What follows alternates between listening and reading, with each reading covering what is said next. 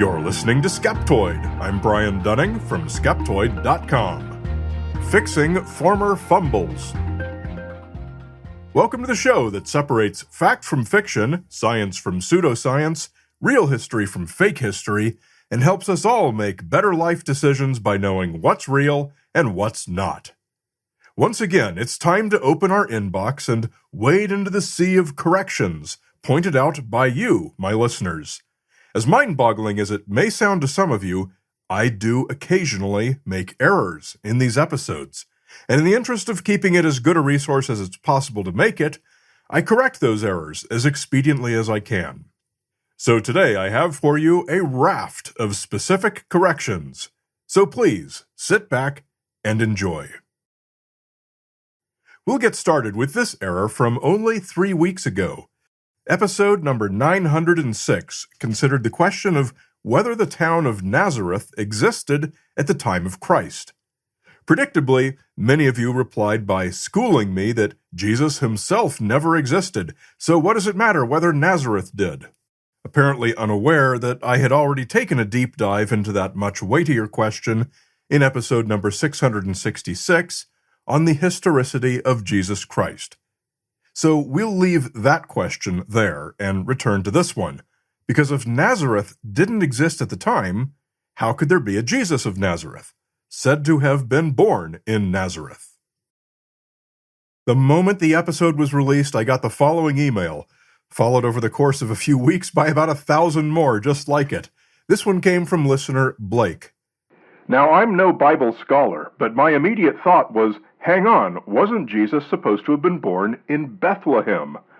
Jesus is often known as Jesus of Nazareth because Nazareth is the place where he was supposedly raised and where he grew up, but not where he was actually born. Sure enough, twice in the episode, I referred to Nazareth as the place where Jesus is traditionally said to have been born. But of course that's wrong. His traditional place of birth was Bethlehem. The recording and the transcript were quickly corrected, hopefully before too many of you got the bad version. But, as the astute among you might observe, that's not the end of the story. Upon mentioning that fix on Facebook, I quickly heard from listener Ross of the Oh No, Ross and Carrie podcast. Your mistake was quite more likely the truth, but you'll save yourself a lot of impassioned emails by sticking to the official story. Listener Paul replied to him, Well, you were probably right anyway. The Bethlehem myth is only included in Luke's Gospel. Jesus is always called from Nazareth in the rest of the texts. And Ross continued, Well, and Matthew too, but that account is incompatible with the Luke telling. With a quotation from John, chapter 7, verses 41 to 43, Still others asked, How can the Messiah come from Galilee? Does not Scripture say that the Messiah will come from David's descendants and from Bethlehem, the town where David lived? Thus the people were divided because of Jesus. Anyway, I left the correction as is, and will leave further debating to all of you who wish to. Episode number 904 was a pop quiz covering the past 17 years of this podcast. Each multiple-choice question was a little fact from an episode. But the question for the 2011 episode on pit bulls did not offer a correct option. I somehow managed to misquote my own episode, and I wouldn't have caught it except that listener Linda wrote in. As a longtime listener, I was shocked and disappointed to hear you repeat a common misconception about dogs on your recent episode. There is no truth to the claim that pit bulls have stronger bites than other breeds. My co-author and I address this in a section about pit bull myths in our book, The Pit Bull Life, Countryman Press, 2016. Sure enough, I had remembered my own episode wrong and offered pit bulls have the strongest bite strength of any dog as the correct option. That's false, they don't. And in my original episode, I had actually debunked that belief myself. I replaced this answer option in the transcript with an actually true fact about pit bulls. But I won't tell you what it is here. You'll need to go to episode number 904 and take the quiz to find out. Thanks, Linda. Episode number 903 was about the alleged existence of a monster salamander, the size of a person, hiding in the streams of Northern California. This would be some 5 or 6 times the size of the largest salamanders known to live in California, and I happen to mention that one of those is one of only 2 salamanders in the world known to vocalize, a fact reproduced in many popular texts on salamanders. Well, listener Mateus was one up on me. In a quick search for papers with vocalization in salamanders, I separately found at least 20 species where some vocalization has already been found in at least 8 of the 9 families of salamanders, suggesting that vocalization must be common throughout the group. And then he provided a whole raft of links, verifying that the number 2, popularly given, is not very current. Many more have been discovered since then. Interestingly, salamanders do not have vocal cords. The vocalizations they make are by various methods of clicking and popping in their mouths, nose, and jaws, and rapid exhalations. Episode number 902 was about eye exercises, mainly the claim that they can help improve your vision, which they can't. There are a few things they can help with, though. They can't help your focus, which is what everyone wants, but they can help to some degree with a limited number of conditions. In the episode, I listed 3 and said these are the only ones. I quickly heard from listener Eric, who identified himself as an eye doctor. You list 3 things eye exercises can treat: convergence insufficiency, strabismus, and glaucoma. Additionally, you mention eye exercises do not improve vision, with some caveats. Amblyopia, however, can substantially affect visual acuity, and it is a treatable condition which was not mentioned. Actually, his email was a bit condescending, acting like I'd never heard of amblyopia and didn't do basic research for the episode. Don't do that, please, folks. When I get something wrong, it's not for lack of hard work. Of course, I knew about amblyopia. Nearly everyone does, either through personal experience or, like me, because that's what Charlie Brown's sister Sally had, and why she had to wear an eye patch. Where I was wrong was in thinking amblyopia was included in convergence insufficiencies. Amblyopia, or lazy eye, is where one eye doesn't quite want to follow what the dominant eye is doing. But convergence insufficiency is the name of a specific condition. It's not a category that includes amblyopia. So I updated the transcript to clearly include both conditions. My thanks to Eric. Next, we have an important correction to episode number 900 on the old 1933 Italian UFO hoax, which was the centerpiece of David Grush's testimony to the U.S. House Subcommittee hearing on UFOs in July of 2023. It's an oldish UFO story, first conceived in 1996, when an unknown hoaxer created a set of documents claiming a UFO crashed in Italy in 1933. Then, a few years later, in the early 2000s, more details were added by a very interesting individual. His name was William Brophy Jr., and his thing was contacting other ufologists and adding details to their UFO stories, always claiming that his father, a long-deceased Air Force transport pilot, had been intimately involved in their case.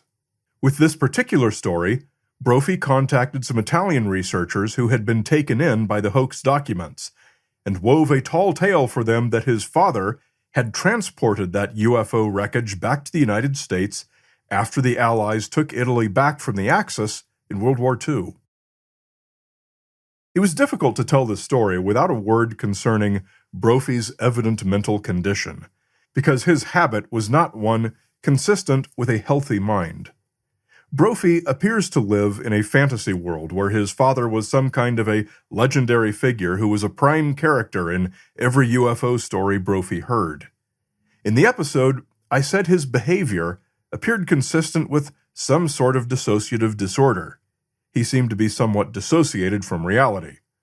Listener Todd wrote, I have one correction. When you wrote about your concern for Bill Brophy Jr.'s mental health, due to his tendency to connect unrelated details, you said it may indicate some sort of dissociative disorder.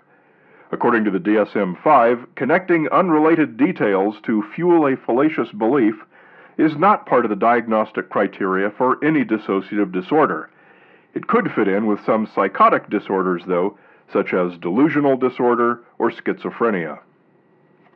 As I've mentioned before, my wife is a mental health therapist, and we often discuss cases like this during my research for such episodes. We did in this case, too. Todd is correct, or I should say, since neither he nor my wife have examined Brophy, Todd is more likely correct.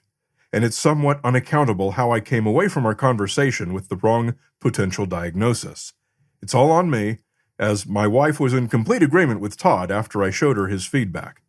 But I did, and it's now been corrected in the transcript.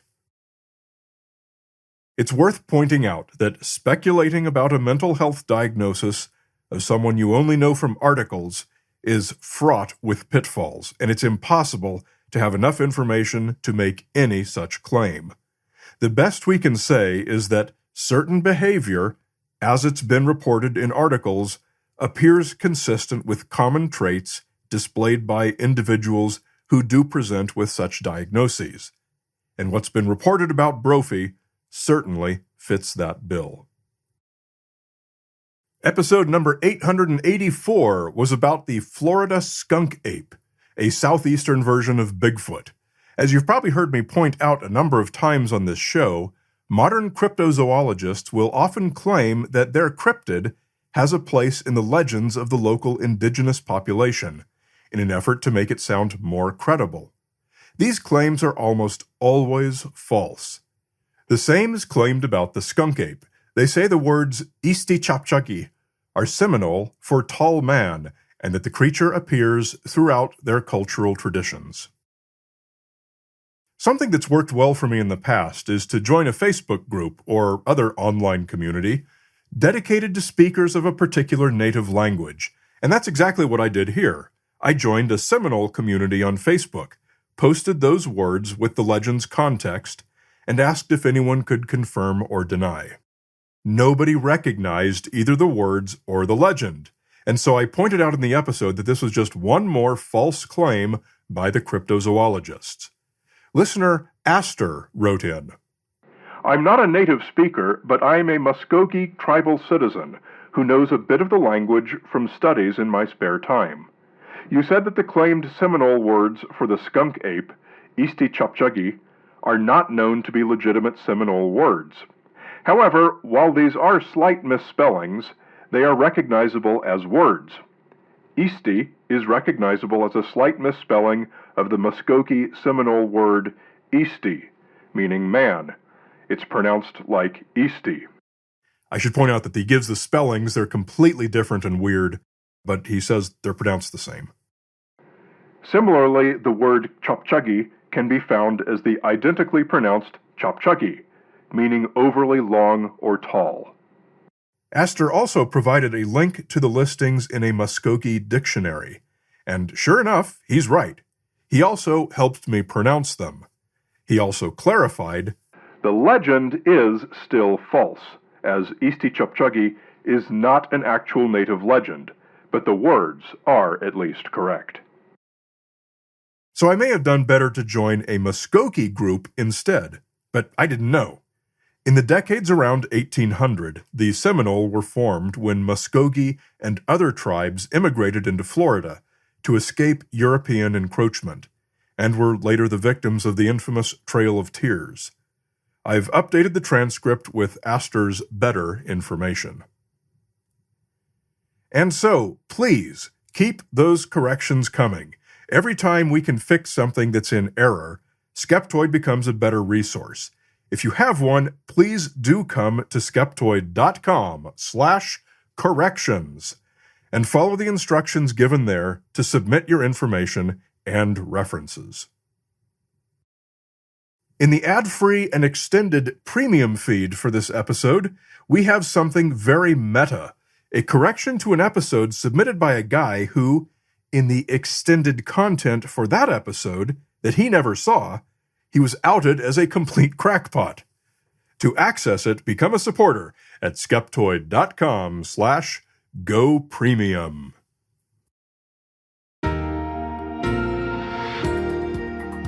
great big Skeptoid shout-out to our supporting premium members who make the show possible, like Vincent and his wife Beth, an entity who wishes to be acknowledged with the phrase, "Ya nargaday mate how ya garn," Corporal Sam, son of a skeptical cop, and Stephen, in traditional territories of the Musqueam, and extra points for anyone who knows what city that means. Many of our listeners have named Skeptoid Media in their will or other estate plan. You can too. By making a gift through your will, you ensure that others in your community will benefit from the trusted and valued programming we provide.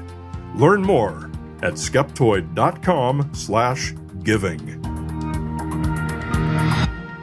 You're listening to Skeptoid, a listener-supported program. I'm Brian Dunning from Skeptoid.com.